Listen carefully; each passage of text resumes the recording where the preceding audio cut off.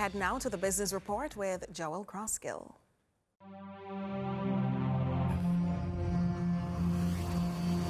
Lots to share with you in the business report today about Jamaica's inability to supply the demands of international markets for locally grown produce. In 2024, Jamaica exported over $50 million worth of yam. The tuber remains by far the sector's most valuable export. But despite the ranking, many believe Jamaican farmers are barely scratching the surface of what is possible, including Minister of Agriculture, Fisheries and Mining, Floyd Green. We are exporting and we are seeing increases in exports, but the fact is we are still underutilizing our existing trade arrangements.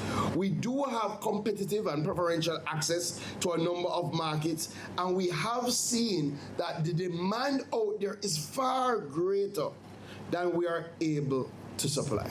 So if Jamaica is to make a mountain of money out of a yam hill, somehow there needs to be an improvement in productivity and yields. With that in mind, the BR ventured into the field of Harker's Hall, St. Catherine, in search of solutions, and a particular individual whose fingerprints can be found all over a scientific field capable of changing the fortunes of the sector. My name is Dr. Sylvia Adjo-Mitchell. I'm a senior lecturer with the Caribbean Center for Research in Bioscience, which is an amalgamation of two different research groups.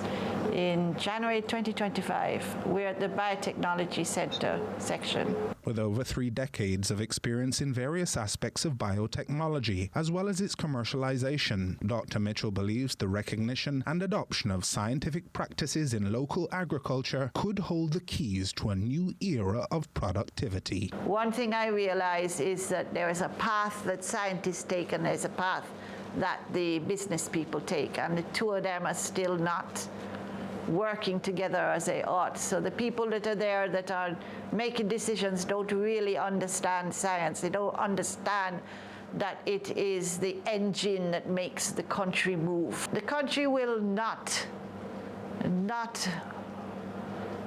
be disappointed if it really decides to support this area. But what exactly is the science behind tissue culture? This is my farm. So, Renta, Powell, St. Vincent, Moonshine, Sweet, White, Guinea, Hard. Those are the soft yams. Those are the Dioscrea alata. What we actually are doing in the tissue culture is what is called cloning. So if you have good material going in, you're going to get the same good material coming out. So we depend very much on the farmer to tell us what is the material that they would like multiplied, because we can multiply up into the millions in a year's time. Dr. Mitchell explained precisely how the exponential growth can lead to improved outcomes for farmers and what is being done to stimulate the widespread adoption of plant tissue culture across the sector. But people really don't understand the potential, and therefore they are not putting their resources in the right place. We don't have anywhere like critical mass in this area. It's really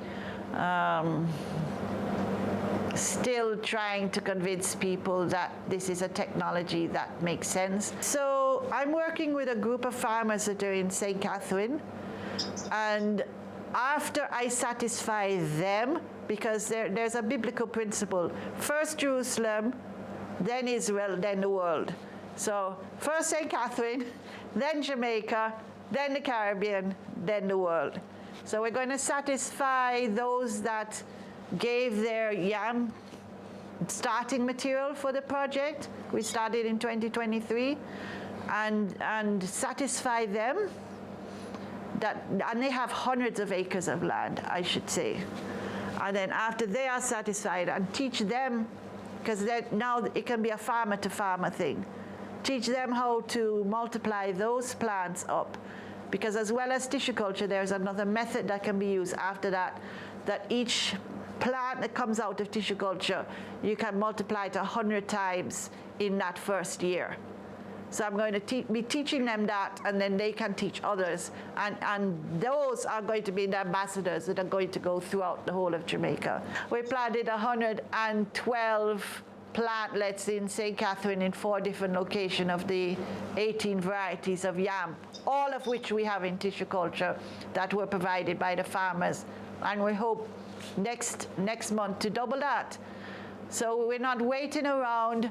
We are showing what we can do with the resources that we have, however little they are, and show what can be done, the real harnessing the potential. Stop saying, oh, there's potential. No, we are realizing the potential right now, this year, 2025. In part 2, we'll hear about what the Ministry of Agriculture is doing to encourage similar outcomes. That was your business report. I'm Joel Crosskill.